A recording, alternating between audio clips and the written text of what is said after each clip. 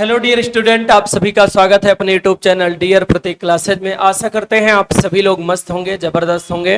जैसे कि आप सभी लोग थंबनेल देख चुके होंगे डियर कि आपकी ये वर्णमाला की क्लास है, ठीक है। और काफी दिन से आप कमेंट भी करते थे रीजनिंग वाले क्लास में 9 बजे कि सर अन्य क्लास कब चलेगी। तो आपके हिंदी की क्लास सूर्य प्रकाश सर लेंगे आज से, ठीक है। तो एक छोटी सी क्लास है वर्णमाला की, आप चेक करिएगा और बताइएगा कमेंट बॉक्स में आपको कैसी लगी क्लास, ठीक है। चलिए क्लास को ट्रांसफर करते हैं सूर्य प्रकाश सर के पास। चलिए सर।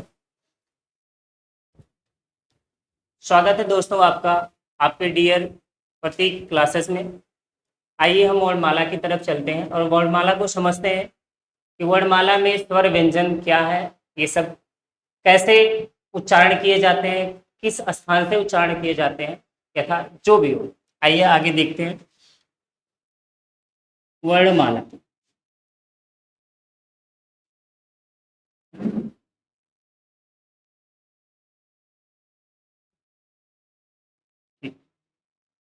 एक कट हो गया था दोस्तों, क्या देखते हैं वर्णमाला। ठीक, वर्णमाला वर्णों का जो क्रम होता है या व्यवस्था होता है वही उसी को क्या कहते हैं, वर्णमाला कहते हैं। वर्णमाला में टोटल 52 अक्षर या वर्ण होते हैं। उससे पहले हम देख ले वर्ण या अक्षर किसे कहते हैं। एक शब्द है छोटा सा, वर्ण या अक्षर। वर्ण या अक्षर किसे कहते हैं तो ध्यान से समझिएगा। ध्वनि की सबसे छोटी इकाई जिसके टुकड़े ना हो, ध्वनि का मतलब जो हमारे कानों में पड़ रही है उसकी सबसे छोटी इकाई जिसके टुकड़े ना हो, या भाषा की सबसे छोटी इकाई को हम क्या कहते हैं, वर्ण कहते हैं। भाषा की सबसे छोटी इकाई क्या कहलाती है, वर्ण कहलाती है। एक और क्वेश्चन भी बन सकता है कि भाषा की सबसे छोटी लिखित इकाई को हम क्या कहते हैं। भाषा की सबसे छोटी कौन सी इकाई, लिखित इकाई को हम क्या कह सकते हैं, ठीक है। तो ये भी क्या कहलाएगा, वर्ण या अक्षर कहलाएगा। भाषा की सबसे छोटी लिखित इकाई वर्ण या अक्षर। और एक और क्वेश्चन पूछ सकता है कि भाषा की सबसे छोटी मौखिक इकाई क्या कहलाती है। कौन सी इकाई, मौखिक इकाई। मौखिक इकाई, भाषा की सबसे छोटी मौखिक इकाई क्या कहलाती है, ध्वनि, जो हमारे कानों में क्या करती है, पड़ती है। ठीक है, ये ध्यान में रखना। भाषा की सबसे छोटी मौखिक इकाई ध्वनि है। ठीक, आइए अब वर्ण या अक्षर तो समझ में आ गया। वर्ण या अक्षर किसे कहते हैं, ध्वनि की सबसे छोटी इकाई जिसके कोई टुकड़े ना हो वर्ण या अक्षर कहलाते हैं। भाषा की दूसरा परिभाषा भी देख लेते हैं। भाषा की सबसे छोटी इकाई वर्ण या अक्षर कहलाती है। और वर्णमाला किसे कहते हैं, तो वर्णों का सार्थक क्रम वर्णमाला कहलाता है। सार्थक क्रम जो क्रम से रखा गया है। और वर्णों में वर्णों की संख्या पूछी जाए वर्णमाला में तो कितनी होती है, 52। ठीक है, तो ये ध्यान में रखिएगा बच्चों। वर्णमाला में वर्णों की संख्या कितनी है, 52।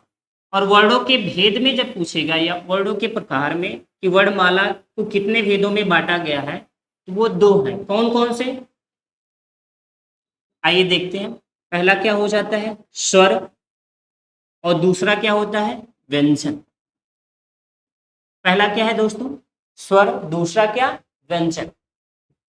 अब देखते हैं मूल स्वर या टोटल स्वर कितने होते हैं। तो जब मूल स्वर की बात करेगा तो 11 बताइएगा, और जब पूरे स्वर या टोटल स्वर की बात करेगा तो आप कितना बताइएगा, संपूर्ण स्वर की बात तो 13 बताइए। ध्यान में रखिएगा, ठीक है। इसमें 2 अयोगवाह भी जुड़ जाते हैं, अंक और आहा, वही जुड़ के आपको 13 बनाते हैं। आगे व्यंजन की बात किया जाए तो जब मूल व्यंजन की बात पूछेगा तो मूल व्यंजन कितने हैं, 35। और जब पूर्णतया व्यंजनों की बात किया जाएगा तो कितने हो जाएंगे, 39। इतना नोट कर लीजिएगा। मूल स्वर की बात किया जाएगा तो 11, मूल व्यंजन की बात किया जाएगा तो 33, और जब पूर्ण व्यंजन और पूर्ण स्वरों की तो 13 और 39 को टिक करेगा। ठीक है, आइए अब इसी में अगला देखते हैं आगे कि स्वर में मात्रा, स्वरों की मात्रा या स्वर किसे कहते हैं और स्वरों के उच्चारण स्थान कहाँ कहाँ से आप उच्चारित किए जाते हैं। देखते हैं पहला स्वर। ठीक, स्वर किसे कहते हैं? तो जो स्वतंत्र रूप से बोले जाने वाले वर्ण या अक्षर। कैसे? स्वतंत्र रूप से, कहने का मतलब इन वर्ण या अक्षरों की उच्चारण में या इनके उच्चारण में किन्हीं अन्य वर्ण या अक्षरों की सहायता नहीं लेनी पड़ती। जैसे छोटा आ, बड़ा आ, छोटी ई, बड़ी ई या यथ। ठीक, इनके उच्चारण में आप किन्हीं अन्य स्वरों की सहायता नहीं लेते हैं, तो ये क्या कहलाते हैं? स्वर। ये वर्ण या अक्षर स्वर कहलाते हैं। अब एक बार पूरा हम लिख लेते हैं। हमारे वर्णमाला में कितने स्वर हैं और यहीं से हम समझेंगे कि इनका उच्चारण स्थान, कितने मूल स्वर हैं इत्यादि सब। ठीक है, छोटा आ, बड़ा आ, छोटी ई, बड़ी ई, छोटा ऊ, बड़ा ऊ, री, ठीक, ए, अगला ऐ, ओ, औ, अंक, आ। ठीक है, कितने स्वर हो गए? 13। अब इसमें जब भी आपको पूछा जाएगा कि ह्रस्व या दीर्घ स्वर, ह्रस्व या दीर्घ स्वर, ह्रस्व भी पूछ सकता है, कभी कभी मूल स्वर भी पूछ सकता है और कभी कभी लघु स्वर भी पूछ सकता है। तो जब ह्रस्व मूल लघु की बात करेगा तो आपके कितने हैं? 4।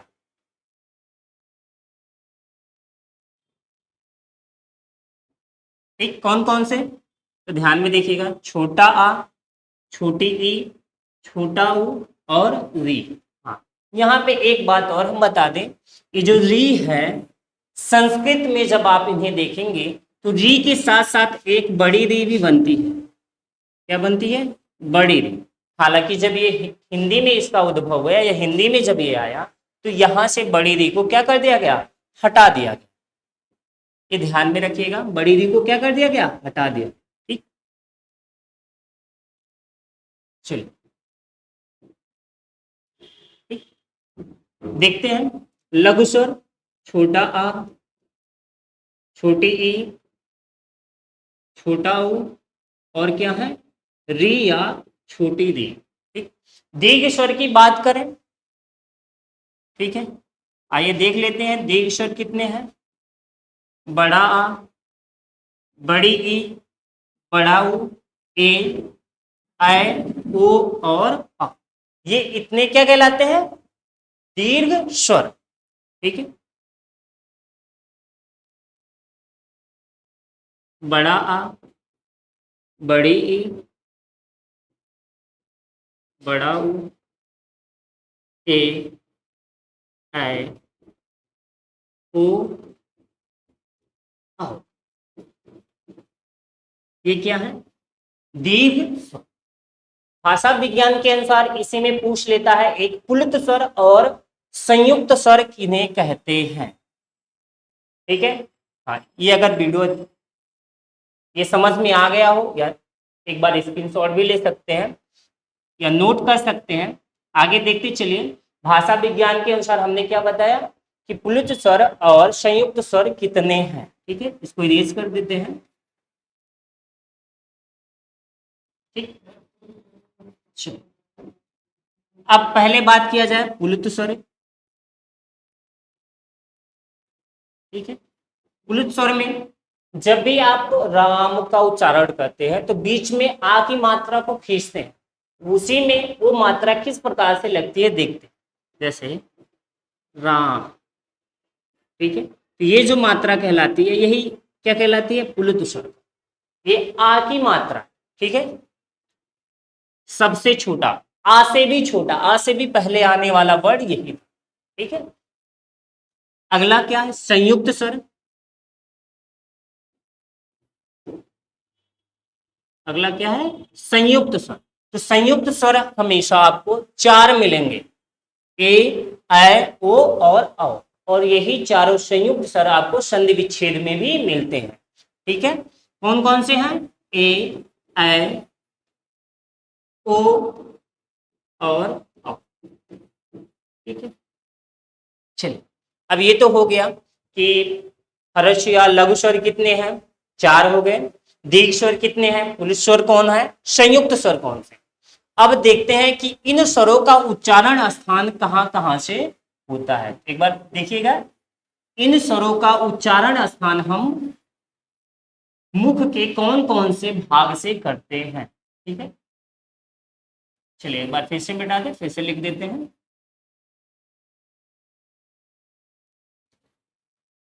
स्वरों का उच्चारण स्थान,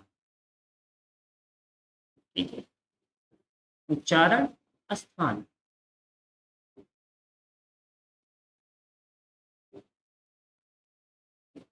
किसका उच्चारण स्थान? ठीक है, स्वरों का। चलिए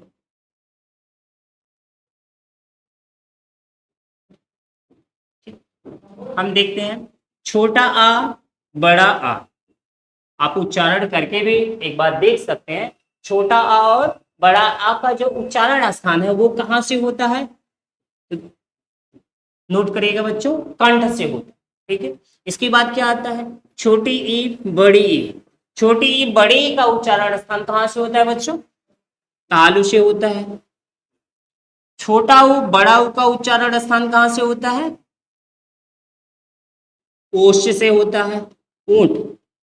ठीक है, अगला वी का उच्चारण स्थान कहां से होता है, तो ये मूर्धन्य है, मूर्धा से होता है। ठीक, उच्चारण स्थान स्वरों का, किसका, स्वरों का। ठीक, अब यहीं से मेल करके हम बनाएंगे क्या, अपने संयुक्त स्वर, जिन्हें हम क्या कहते हैं, ए, ऐ, ओ, औ। ठीक, आइए देखते हैं आगे।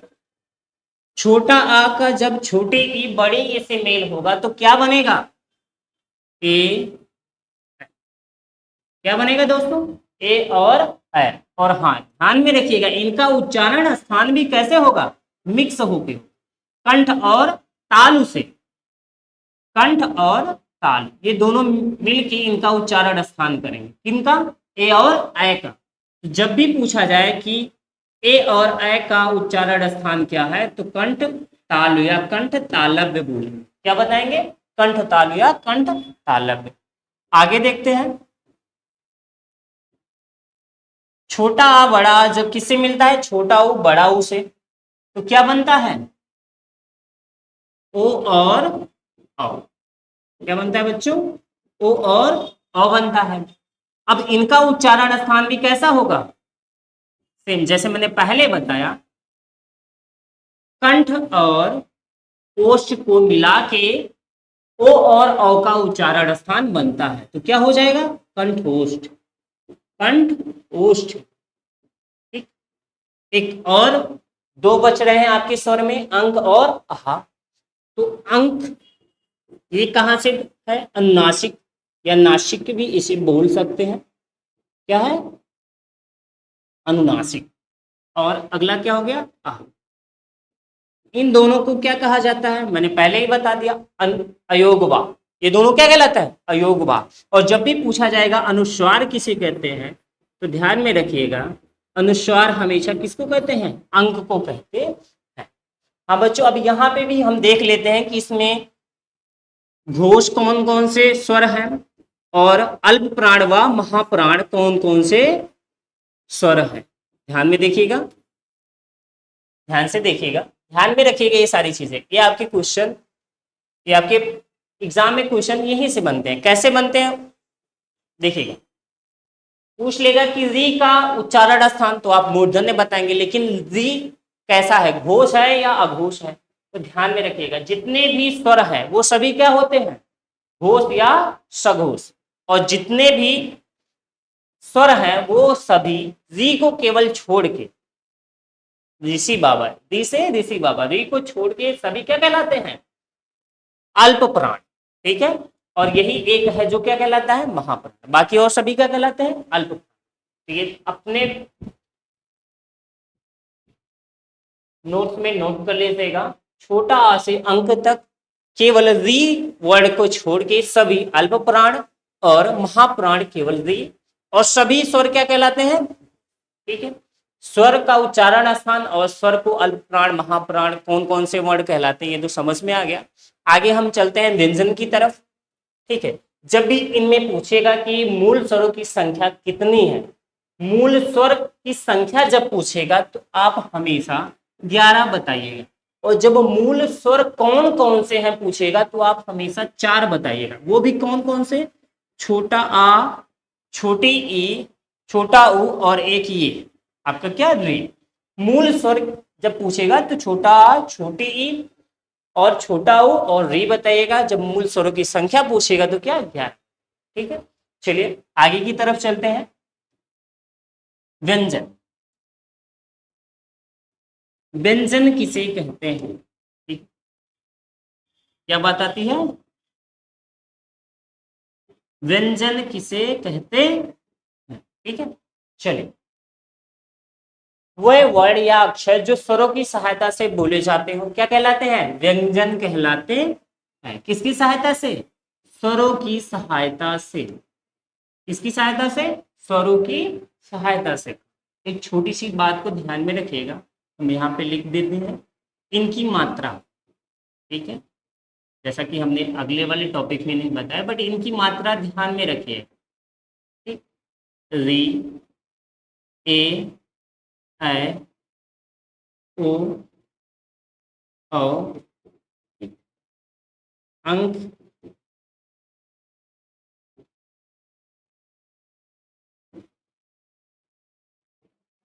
ठीक है, अंक, आ।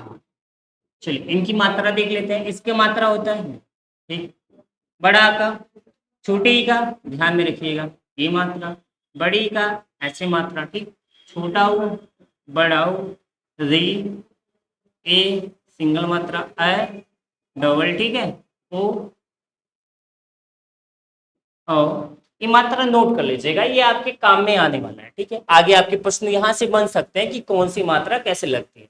आप हमेशा कंफ्यूज छोटी और बड़ी में होंगी इसकी मात्राओं में, ठीक है। अंक और क्या आ, ठीक है। चलो ये नोट कर लीजिएगा एक बार नॉर्मल जानकारी के लिए, ठीक।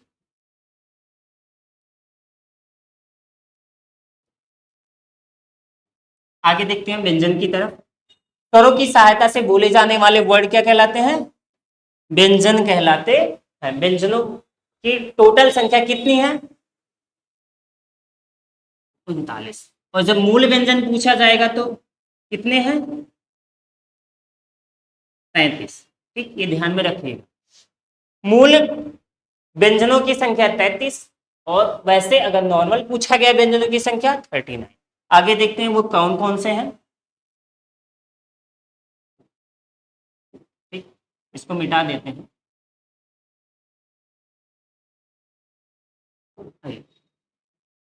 का, हा, गा, हा, अंगा।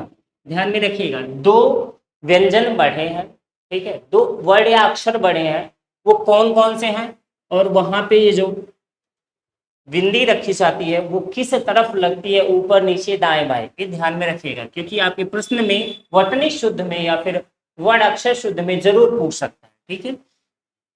चा, छा, जा, छा, इया,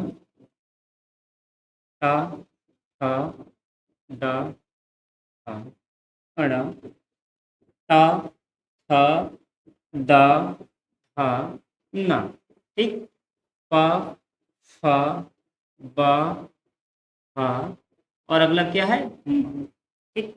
अब पहले हम इसको समझते हैं ये किस प्रकार के व्यंजन है, तो यहाँ पे नोट कर लीजिएगा ये स्पर्श व्यंजन है।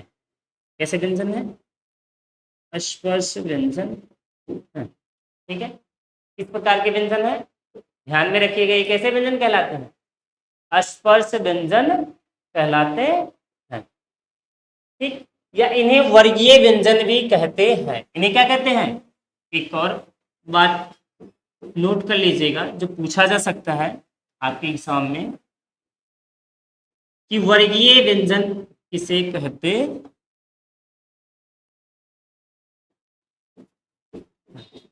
ठीक है, वर्गीय व्यंजन, अस्पष्ट व्यंजन या वर्गीय व्यंजन।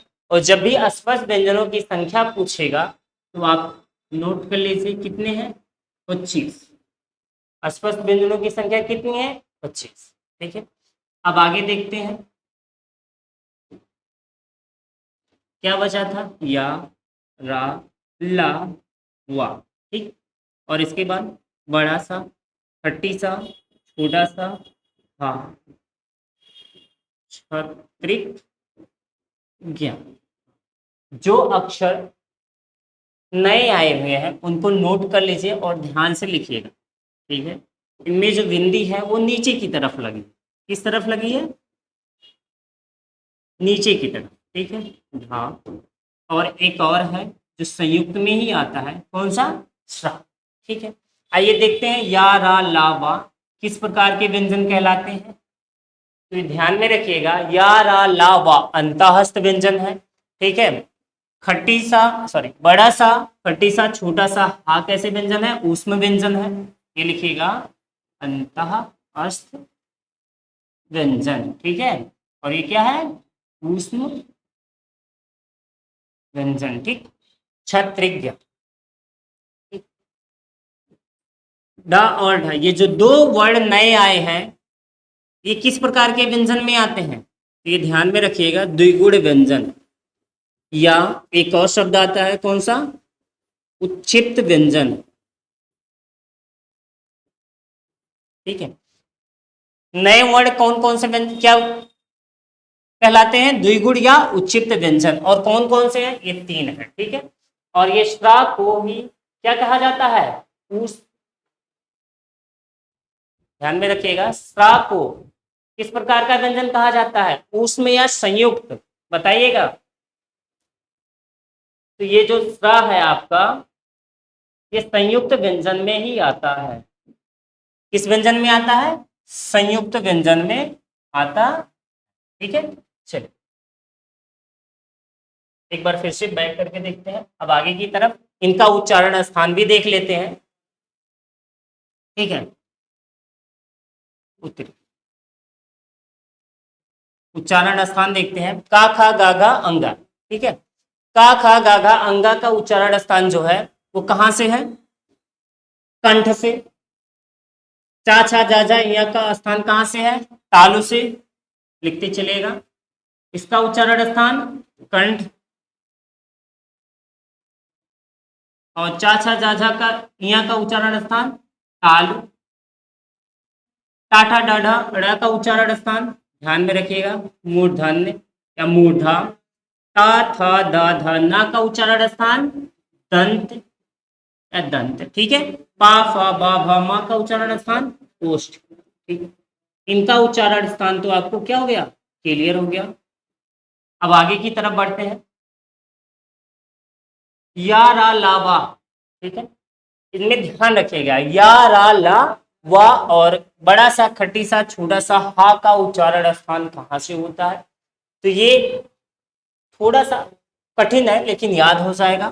ठीक है, या और सा, बड़ा सा को एक में रख देते हैं, इनका उच्चारण स्थान जो होता है तालु से होता है। रा और ला का उच्चारण स्थान जो होता है वो दंत मूल से होता है, या दंत भी कह सकते हैं, लेकिन दंत मसूढ़ा भी कह सकते हैं। ठीक है, और जो वा का उच्चारण स्थान होता है वो कहां से होता है, दंत ओष्ठ से होता है। किससे, दंत ओष्ठ से होता है। ठीक, अगला देखिएगा, खट्टी सा, छोटा सा और हा बचा। ठीक है, खट्टी सा का जो उच्चारण स्थान है वो आपका कहां से है, खट्टी सा का उच्चारण स्थान जो आपका होता है वो है मूर्धन्य, और एक और बचता है छोटा सा, ये आपका उच्चारण स्थान दंतमूल, या इसको एक और शब्द कहते हैं वत्रस्य, वत्रस्य। ठीक है, और इसका उच्चारण स्थान हमने बता ही दिया। ठीक है, कहां से, मूर्धा से या मूर्धन। ठीक, ठीक है, हा क्या है, स्वर यंत्रीय है, ठीक है, स्वर यंत्र से बोला जाता, ठीक है। इतनी बात क्लियर हो गई हो, एक बार फिर से बैक करके समझ लेते हैं।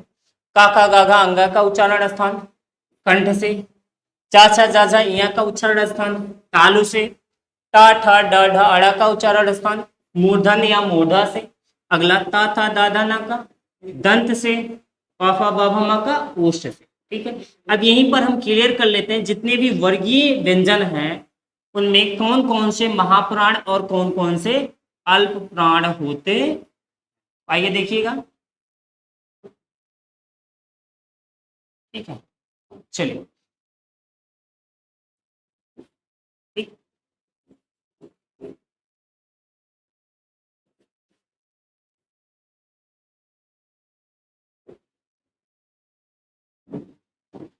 चलिए, वर्ग या वर्गीय व्यंजन लिख लेते हैं, पहला, दूसरा, तीसरा, चौथा और पांचवा। इसी क्रम से हम समझ लेंगे। पहला, तीसरा और जो पांचवा है वो आपका कौन सा प्राण है, अल्प प्राण है, ठीक है। तो साइड में करके लिख लीजिएगा या कहीं पर भी, ये क्या कहलाते हैं, अल्प प्राण, ठीक। और जो दूसरा और चौथा है वो क्या है, महाप्राण। ऐसा भी कह सकते हैं जो सम संख्या है, वर्ग में जितनी भी सम संख्या पे जो भी बड़े अक्षर आते हैं वो क्या कहलाते हैं, महाप्राण। जितनी भी विषम संख्या पे आते हैं वो क्या कहलाते हैं, अल्प प्राण, ठीक है। चलिए, इसी में देख लेते हैं घोष अघोष में, ठीक है, पहला और दूसरा, पहला और दूसरा ये क्या कहलाता है, अघोष। पहला दूसरा नंबर का अघोष, बाकी तीसरा चौथा पांचवा क्या कहलाता है, सघोष कहलाता है। एक बार फिर से, पहला दूसरा यानी क ख च छ ट ठ त थ प फ, ये क्या कहलाता है, अघोष कहलाता है। और बाकी 3 4 5 के जितने भी क्रम के अक्षर हैं वो क्या कहलाते हैं, सघोष या घोष कहलाते हैं। एक और बात, यही अक्षर क्या कहलाते हैं, तो नोट कर लीजिएगा, पंचमाक्षर कहलाते हैं। और ये किस प्रकार के व्यंजन हैं, अगर ये भी पूछा गया तो ये नासिक व्यंजन है। इनका उच्चारण स्थान कहाँ से है, नाक से है, ठीक है। ये नोट करते चलेगा। यहाँ पे अल्प प्राण, महाप्राण, घोष अघोष हो गया। आगे की तरफ देखते हैं बचे हुए अक्षरों में, तो जो या रा ला वा है और खट्टी सा, छोटा सा हा और एक बड़ा सा, ठीक है। इनका अल्प प्राण है, महाप्राण है या घोष या अघोष, ठीक है। तो आइए देखते हैं ये क्या कहलाते हैं, अल्प प्राण और अघोष। या रा लावा क्या कहलाते हैं, अल्प प्राण और क्या है, अघोष है, ठीक। बड़ा सा, खट्टी सा, छोटा सा हा क्या कहलाते हैं, महाप्राण और सघोष,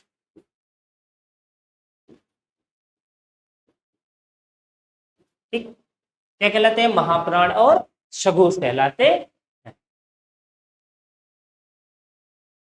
आगे की तरफ नोट में कुछ लिख लीजिएगा। जैसे कभी कभी पूछता है कि अर्ध स्वर, क्या पूछता है, अर्ध स्वर व्यंजन कौन कौन से हैं। ये ध्यान में रखिएगा, ये आपके नोट के लिए है और यही महत्वपूर्ण है। यहीं से जो भी क्वेश्चन बनते होंगे यहीं से बनते हैं। अर्ध स्वर व्यंजन, देखो क्या पूछा है, मिल गया, अर्ध स्वर,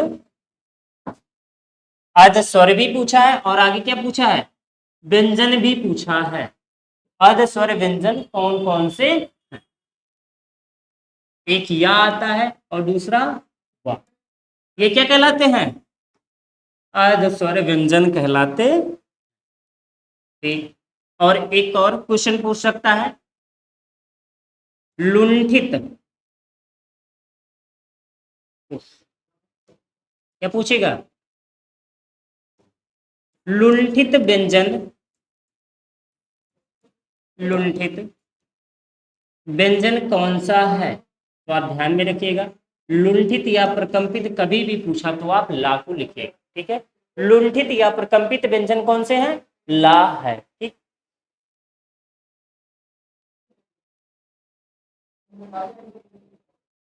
सॉरी, लुंठित या प्रकंपित व्यंजन कौन सा है? रा। ठीक। और जब भी पूछा पार्श्विक व्यंजन में,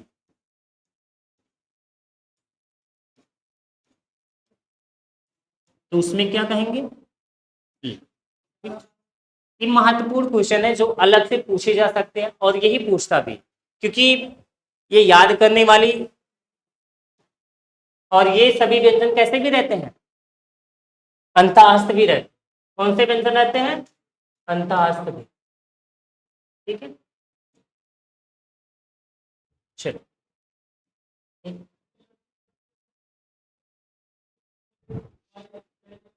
वर्णमाला में हमने आज पूरा देख लिया, एक बार फिर से देख लेते हैं, फटाफट रिवीजन कर लेते हैं। ठीक है, वर्णमाला में वर्णों की टोटल संख्या 52। ठीक है, मूल स्वरों की संख्या 11, मूल व्यंजनों की संख्या 33। ठीक। और जब भी पूछा गया कि मूल स्वर कितने हैं, तो 4। लुंठित या प्रकंपित व्यंजन पूछा गया तो रा। और जब भी आपको पूछा जाए कि पार्श्विक व्यंजन कौन सा है, ला। ठीक है, तो ऐसे ऐसे आप अपने नोट्स में लिख लीजिएगा, और ये तैयार कर लीजिएगा। जितने भी नोट में करके लिखवाए गए हैं वहां से क्वेश्चन ज़्यादा पूछे जाते हैं। तो हम आज इतने ही क्लास में अपनी बाड़ी को विराम देते हैं, एक छोटे से क्लास में। आगे मिलते हैं कल के वीडियो में। धन्यवाद।